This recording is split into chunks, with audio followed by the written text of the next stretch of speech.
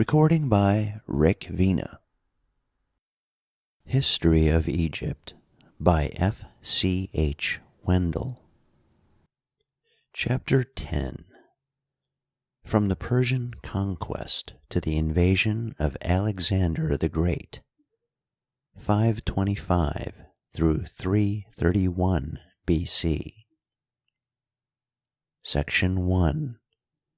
The 27th Dynasty.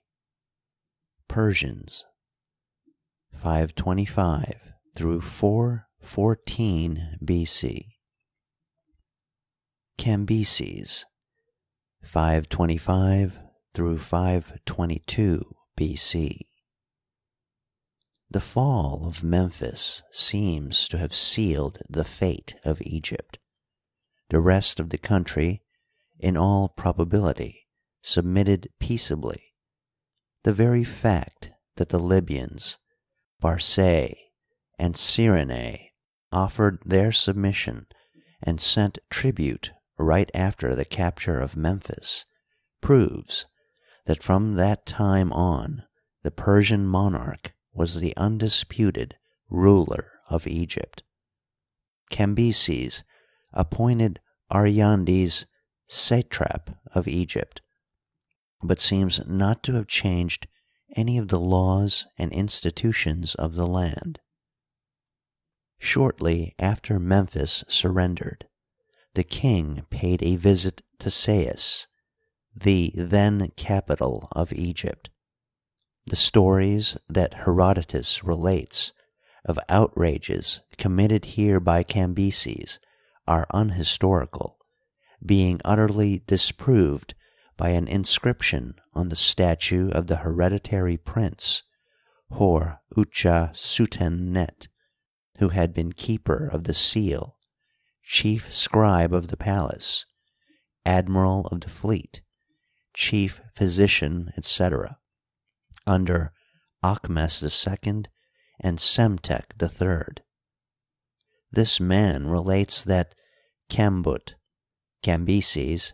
came to Egypt and ruled all the land, remaining as king of Egypt and taking the coronation name of Mesut-Ra. Hor-Utja-Suten-Net was appointed by him chief physician and superintendent of the palace. He initiated the king into the mysteries of the goddess Neit and described to him her temple.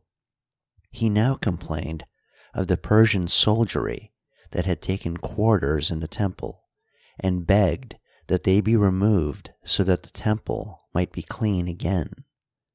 The king ordered that the temple be cleansed, that all of her servants be restored to the goddess, and that her festivals be celebrated as of yore. When the king came to Sais, he went to the temple of Neit, worshipped her, and sacrificed to her and all the other gods of Sais. In short, conducted all the sacred ceremonies the same as every former king had done. He also ordered Hor-Utja-Suten-Net to prepare an inventory of all the temple utensils, and to erect buildings for the goddess. We see that the Persian monarch strove to appear as the successor of the pharaohs, a policy he pursued until his understanding was clouded by insanity. Cambyses now determined to conquer the rest of Africa. 3 expeditions were planned, one against Carthage, another against the oasis of Ammon, and a third against Ethiopia. The first of these expeditions was never undertaken, as the Phoenicians, who made up the greater part of the Persian fleet, refused to serve against Carthage, and Cambyses, owing to the fact that they had joined him voluntarily, did not dare to force them. The expedition against the oasis of Ammon proved a failure. An army of 50,000 men started from Thebes and marched through the Sahara to the Greek town of Oasis. After they left this smaller oasis, no news of them ever reached Egypt. In all probability, they perished in a sandstorm. The expedition against Ethiopia was in the main successful, although the Greek historians strove to give the impression that it was a failure. Besides the half-legendary account of Herodotus, according to which provisions gave out on the march, and the men, after eating their beasts of burden, were compelled to resort to cannibalism, we have no full account of this campaign. But the fact that Ethiopian troops fought against the Greeks under Xerxes, and the mention by Ptolemy and Pliny of a town, Cambison Tamiea, in Ethiopia, prove that the campaign was successful.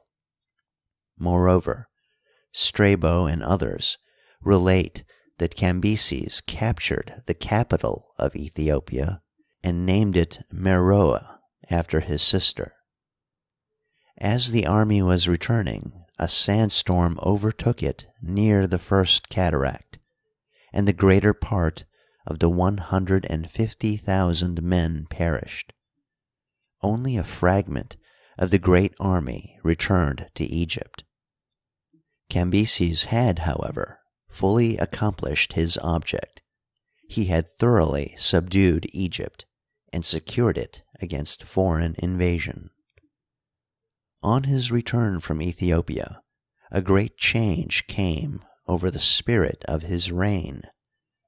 From early youth he had been subject to epileptic fits, and now he became insane. His insanity seems to have first broken out in Memphis at the festival of the enthroning of an Apis steer. While the king was warring in Ethiopia, the old Apis steer had died, and shortly before his return, a new one had been found. As he entered Memphis, he found, according to Herodotus, the citizens celebrating a great festival. This naturally angered him, as he supposed they were rejoicing over the loss of his army.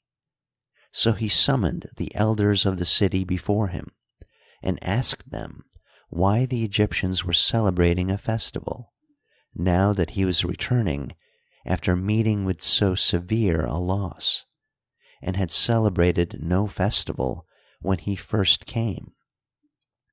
They replied that a god had been born to the Egyptians, whose birth was always celebrated in this manner, and the king had them executed as liars. He then sent for the priests, and on questioning them received the same answer. Now he made further inquiries regarding the god, and finally ordered the sacred steer to be brought before him. When the animal was brought, the king drew his sword, intending to kill it, but succeeded only in wounding it on the thigh. Then he scoffed at the priests, telling them their god was only flesh and blood after all. He now had the priests scourged, and had all persons who took part in the festival killed. The Apis died of his wound soon afterward, and was secretly interred by the priests. While this account is certainly overdrawn, we have no reason to doubt that the killing of the Apis is historical, for this does not seem to have been the only sacrilege the king was guilty of. He is accused of having made fun of the statues of Ptah, which represent the god as a dwarf, and of having robbed temples and burned several statues of gods. These outrages were no doubt all committed after he had become insane, for the inscription of Hor-Ucha Suten Net proves that in the early part of his reign this king had everywhere sought to imitate the pharaohs. The Greek historians were naturally prejudiced against him, and strove to make him appear as a wild, remorseless tyrant, in glaring contrast to his father Cyrus, whom they depicted as an ideal ruler. The whole history of Cambyses was written by Herodotus from an unhistorical standpoint. His object was to make this reign a grand tragedy. The king was a wild, insane tyrant, and his violent death was a punishment for his many sins against the gods and men. This may be tragedy, but it certainly is not history. Persia itself suffered from the insanity of the king just as much as did Egypt. Cambyses's greatest crime was the murder of his brother Bardja, whom he had assassinated by Prexaspes. He is also accused of having attempted to murder Croesus, the old friend of his father, and of having killed the son of Prexaspes while drunk.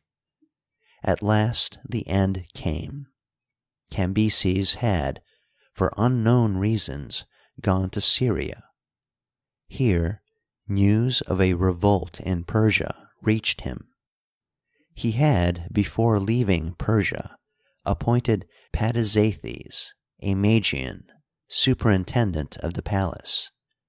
This man knew of the murder of Bardja, and determined to make use of his knowledge. He had a brother named Gaumata, who closely resembled the murdered prince. This brother he placed on the throne, and proclaimed through all the land that Bardja had ascended the throne of Persia. Cambyses easily convinced himself that this so-called Bardja was a swindler, and determined to suppress the revolt. As he was about to start out on this expedition, he accidentally wounded himself. Tradition asserts in the thigh, the same place where he wounded the Apis, and of this wound he died. Before his death, however, he assembled his nobles about his bed, confessed the murder of Bardja, and urged them to punish the Median usurper. Darius I, Egyptian Antliush, 521 through 485 BC. For a while, the Persian nobles remained inactive, fearing to divulge the murder of Bardja, but finally, in 521 BC, Darius, the son of Hystaspes, who was the next heir to the throne, Cambyses having died childless, with 6 companions succeeded in slaying the usurper. As Hystaspes declined the crown, Darius now became king of Persia. The new king was compelled to combat with several usurpers in Persia, but Egypt remained loyal. Aryandes, the satrap appointed by Cambyses, had been left in office by Darius. He felt sufficiently strong to attempt the extension of the Persian power in Africa. A fine opportunity to do this soon offered itself. When Cambyses invaded Egypt, Cyrene had voluntarily submitted and paid tribute. King Arkesilaus III made about this time a trip to Barcaea, after having appointed his mother, Pheretime, regent. Here he was murdered by some Cyrenaic refugees. As soon as Pheretime heard of this, she went to Egypt and asked Aryandes to aid her in punishing the murderers of her son. Aryandes gladly assented, and sent an army under the Egyptian Aahmes and a fleet under the Persian Badres against Barcaea. Pheretime herself accompanied the army. The combined forces reached the city without loss, and the extradition of Arkesilaus's murderers was demanded, but refused. The city was hereupon beleaguered, but held out for 9 months, and was then captured only by stratagem. Pheretime's revenge was terrible. Her sons' murderers were crucified, and their wives were cruelly mutilated. Part of the prisoners taken were handed over to Pheretime, part were sent to Persia and settled in Bactria by Darius. The army now advanced to Euhesperides, but soon began the retreat. A wrangle between the commanders had led to this retreat, and soon after they started, a messenger came from Ariandes ordering them home. On the retreat, the Libyans are said to have attacked and cut to pieces the rear guard. Ariandes had a definite object in recalling the army. He had planned the foundation of an independent Egyptian empire. The details of his plan are unknown, but he seems to have become dangerous, for he was executed at the command of Darius. Late in the year 517 B.C., Darius himself came to Egypt. Shortly before his arrival, the Apis steer, which had been enthroned in the reign of Cambyses, died, and Darius offered a reward of 100 talents to whomsoever would find the new Apis. Darius thus returned to the policy inaugurated by Cambyses when he first came to Egypt. Early in his reign, he ordered Hor-Ucha-Sutennet to fill the complement of temple scribes. This noble accordingly established schools for the scribes and fitted them out with everything that was needful, for Darius well knew that this was the best way of preserving the names of the gods, their temples and incomes forever. He repaired the temple of Memphis and made valuable presents to the temple of Edfu, but his chief work was the building of the temple in the oasis El Karge. We see, thus, that Darius posed everywhere as a pharaoh, and so successfully did he carry out this policy that he completely won the hearts of his Egyptian subjects in a very short while. Like Nekau, Darius determined to reestablish the connection between the Nile and the Red Sea that had existed in the times of Seti I and Ramses II. A stele bearing on one side an inscription in hieroglyphics, and on the other side a translation of this in Median, Persian, and Babylonian, recounts this fact. This inscription reads, quote, "I am a Persian. With the aid of Persia, I conquered Egypt.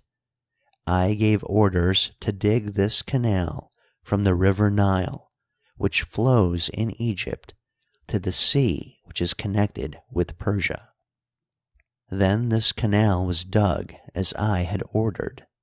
But I said, Now go and destroy half this canal from the city of Bera to the sea, because such is my will." End quote. Why this last order was given, he does not say. Diodorus and Strabo, however, relate that his engineers represented to him that if the canal were completed, the Red Sea, which lay higher than Egypt, would flood the country. It is a curious fact that Herodotus regarded the canal as completed, for he says it was 4 days' journey long and wide enough to allow two triremes to pass in line. It is further noteworthy that Cambyses had already founded a city named Cambyson after him near the route of the canal. Probably he had intended to undertake the work, but had died before it was begun. The most important act of his reign was that he erected Egypt, together with Libya, Barcaea, and Cyrene, into the sixth satrapy. This satrapy had to pay an annual tax of 700 talents, or $826,000. The fisheries of Lake Moeris were declared to be the property of the crown. The Egyptians had to furnish the Persian garrison of the citadel of Memphis 120,000 bushels of grain annually. Further, they had to furnish salt and Nile water for the royal table. The income of the city of Antilla was given the Queen of Persia, according to some accounts for her shoes, according to others for her belts, or, as we would say, for pin money. Late in this reign, 4 years after the Battle of Marathon, the Egyptians made an effort to regain their independence.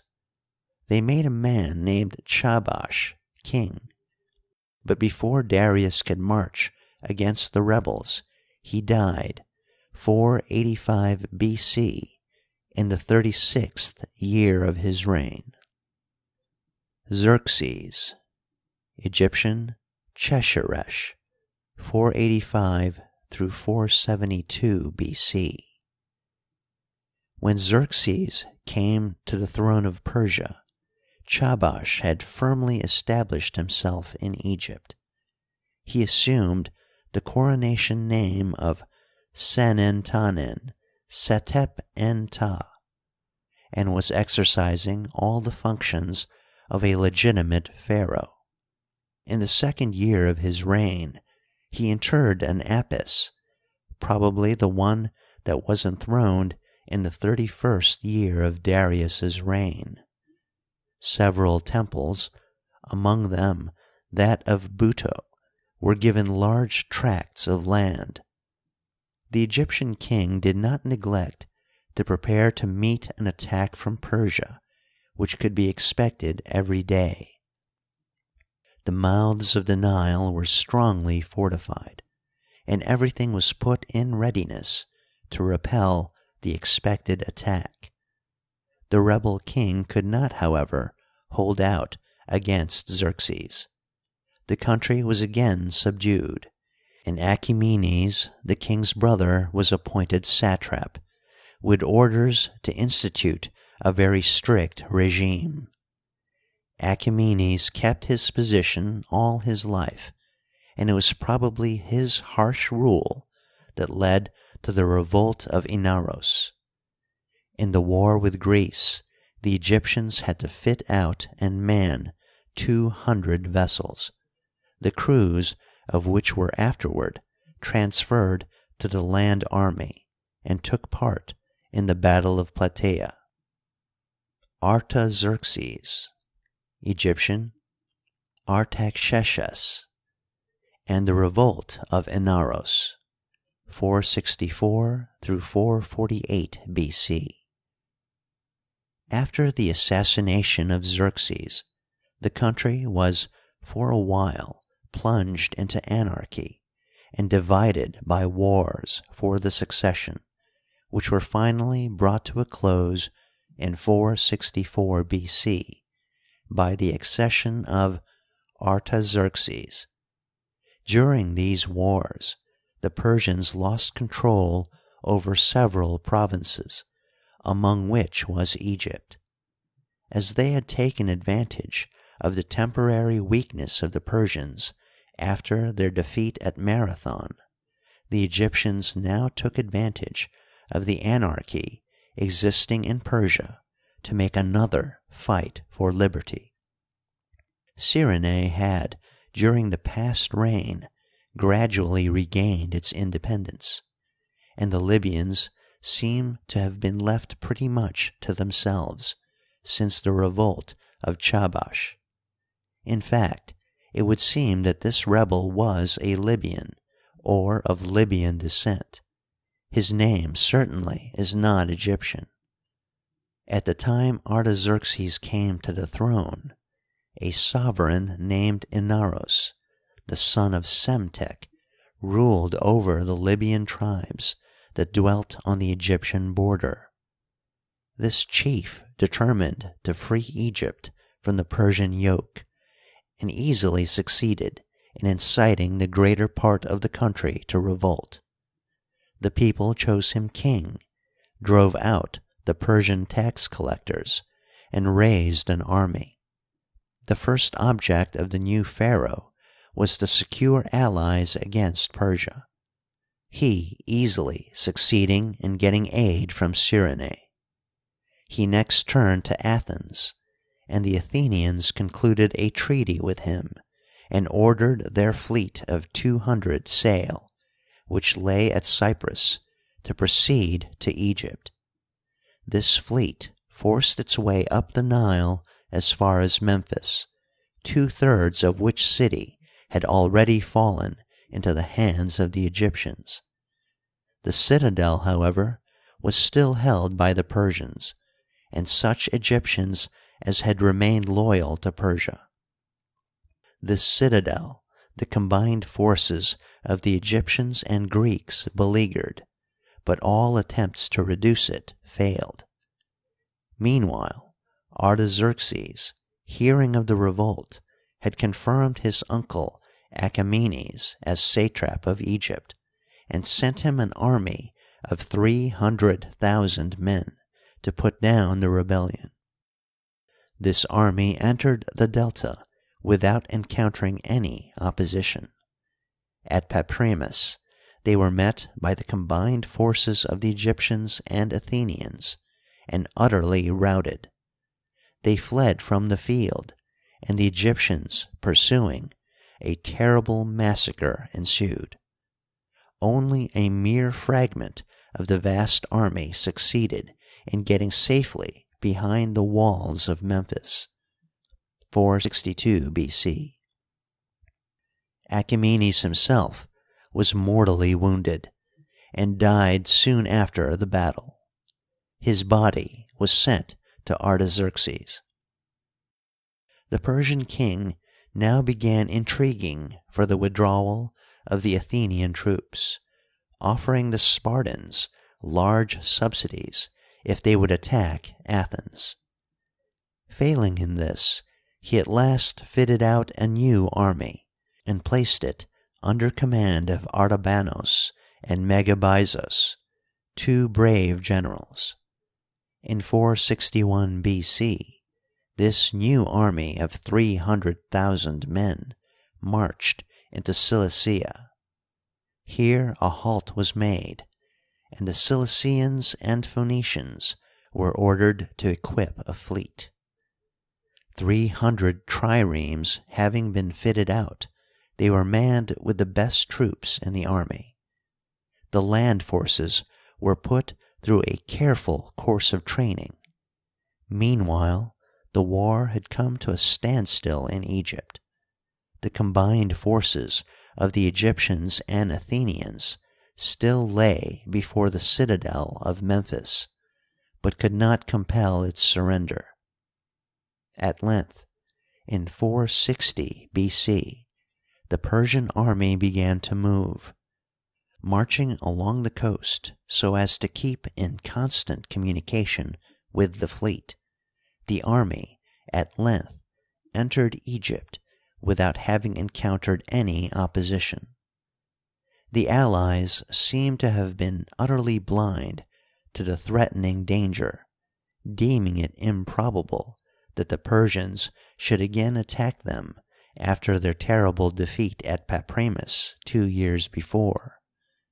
They were, however, pretty rudely awakened when they suddenly found themselves face to face with the Persian army. they accepted the proffered battle and were utterly routed. Memphis was relieved, and the Athenians withdrew with their ships to the island of Prosopitis in the Nile. A year and a half they held out here, until the Persians dammed the Nile, and thus beached the Athenian ships. The Athenians, burning their vessels, entrenched themselves and prepared to sell their lives dearly. But the object of the Persians was not to destroy them, but to render them useless as allies of Inaros, and to drive them from Egypt. They therefore concluded a treaty with the Athenians, guaranteeing them a safe retreat. In this manner, part of the Athenian army succeeded in reaching Athens by way of Libya and Cyrene. Inaros was not so fortunate. Wounded and captured in an engagement, he was sent to Persia, his life being spared. Here, at the instigation of Queen Amestris, who desired to avenge Achaemenes, he was crucified, and his companions were beheaded. The war was not, however, ended yet. The Athenians had sent a fleet of 50 sail to reinforce their fleet before Memphis. It entered the Mendesian branch of the Nile, where it was surprised by the Phoenicians and almost completely destroyed, only a few vessels escaping. For several years, Amyrtaeus, Egyptian Amenrut, succeeded in holding his own in the Delta. Like his friend and ally Inaros, he sent to Athens for aid, and 60 ships were ordered by Cimon to proceed to Egypt from Cyprus. But these vessels were of no avail, for they returned to Athens on hearing of Simon's death, 449 B.C. In 445 B.C., a certain Psemtek, Greek Psametikos, seems to have held an independent position in Egypt, for he sent 30,000 bushels of grain to Athens. After the rebellion had been suppressed, Artabanos and Megabyzos returned home, and Larsames was appointed satrap. Thanires, the son of Inaros, and Pausiris, the son of Amyrtaeus, were given their hereditary principalities, the former probably Libya, and the latter the western part of the Delta. How long these princes reigned, and in what relation they stood to Persia, we cannot say. Herodotus, who visited Egypt shortly after the suppression of the revolt of Inaros, found Egypt tranquil under Persian rule. There was then no trace of an independent Egyptian kingdom, and the only traces of the late troubles were the bleaching bones on the old battlefields. Egypt was again prosperous and happy, celebrating its old festivals in the old manner, a striking proof of the elasticity of the people. The reigns of Xerxes II, Sogdianus, and Darius II had but little import for Egypt, 448 through 414 B.C., except that in the latter part of Darius's reign the Egyptians again revolted, and this time succeeded in gaining their independence under the leadership of Amenrut. Section 2. The 28th Dynasty, 414 through 408 B.C. Amenrut, Greek Amyrtaeus. Late in the year 415 B.C., Amenrut of Sais succeeded, with the aid of Greek mercenaries, in delivering Egypt from the Persian rule. No details of this successful revolt are known, but it would seem that it stood in some connection with the revolt of Paissuthnes in Lydia, which occurred at about the same time, while that of Amorges in Caria, 413 to 412 B.C., kept the Persian kings busy at home, so that Amenrut was enabled to establish himself firmly on the Egyptian throne. The whole of Egypt soon came under his control, and it would even seem that he was able to take the offensive against Persia. A remark of Thucydides appears to point to the fact that he was allied with Athens in 412 and 411 B.C. In 410 B.C., according to Diodorus, he, together with the king of Arabia, threatened the Phoenician seaboard, and the Persian king sent a fleet of 300 sail against them. Despite these successes, he could not hold himself on the throne, but was deposed by the mercenaries. His son was excluded from the succession, and Naif Akhrut elevated to the throne, 408 B.C. Section 3. The 29th Dynasty, 408 through 386 B.C. Naif Akhrut I, Nepherites, 408 through 402 B.C. The first act of the new king was to appoint his son Necht-Hor-heb, Nectanebus, co-regent. But this act did not please the people, and Prince Necht-Hor-heb was banished to his city, from which he returned 21 years later as king. All that we know of this king is that an Apis steer was buried in the second year of his reign. Some blocks bearing his name found at Thebes prove that he built there. Pasamut, Greek Samuthus, 402 to 401 B.C. According to the Demotic Chronicles, this pharaoh had not served the gods well, and consequently had not been generally recognized. This assertion is not well founded, as the inscriptions prove. Numerous blocks of stone bearing his name, Ra-Oeser Setep and Ra-Pasamut, found at Thebes, prove that he built at the temple of Ammon. Haker, Greek Achoris, 400 through 386 B.C., ruled 13 years. He had been, like his predecessor, placed on the throne by the mercenaries, and as he was just and looked after the decaying temples, he was retained as king as long as he lived. He was busy repairing temples in all parts of Egypt.